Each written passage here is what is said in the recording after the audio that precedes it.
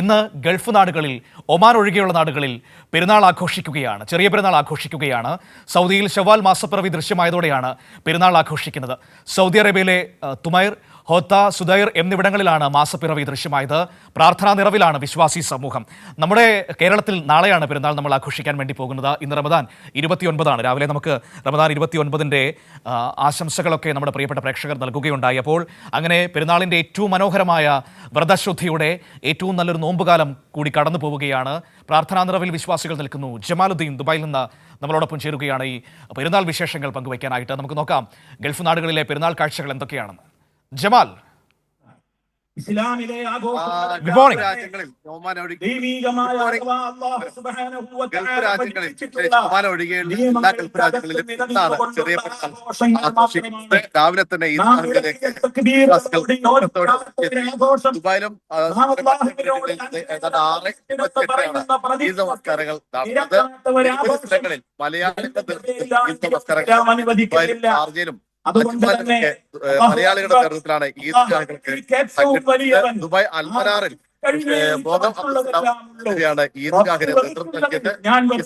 ഹുസൈൻ കക്കാട് ഈദ്ഗാഹിന് നമസ്കാരത്തിൽ ഞാനിപ്പോഴും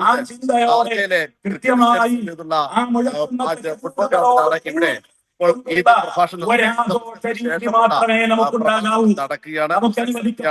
ഈ പ്രഭാഷണം തീർച്ചയായും ലോകത്ത് നടന്നുകൊണ്ടിരിക്കുന്ന സാംസ്കാരിക സംഭവങ്ങളുടെ അടിസ്ഥാനത്തിലേക്കാണ് അദ്ദേഹം സംസ്കൃതത്തിൽ നമ്മുടെ യുവാക്കളെ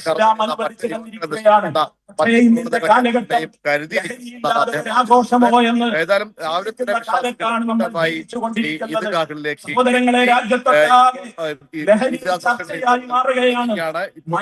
നേരത്തെ സൂചിപ്പിച്ച 6:28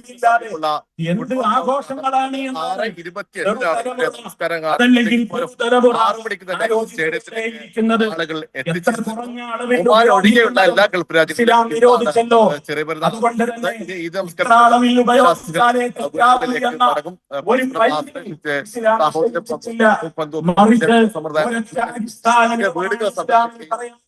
കാണുകയും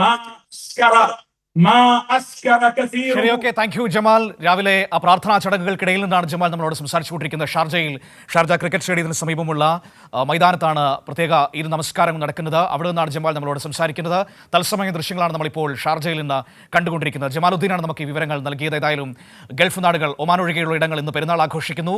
പ്രത്യേക പ്രാർത്ഥനാ ചടങ്ങുകളൊക്കെ നടക്കുന്നു, നമസ്കാരങ്ങൾ നടക്കുന്നു. അതിനുശേഷം ബന്ധുവീടുകളൊക്കെ സന്ദർശിച്ച് എല്ലാവരും പെരുന്നാൾ ആഘോഷത്തിൻ്റെ നിറവുകളിലേക്ക് പോവുകയാണ്.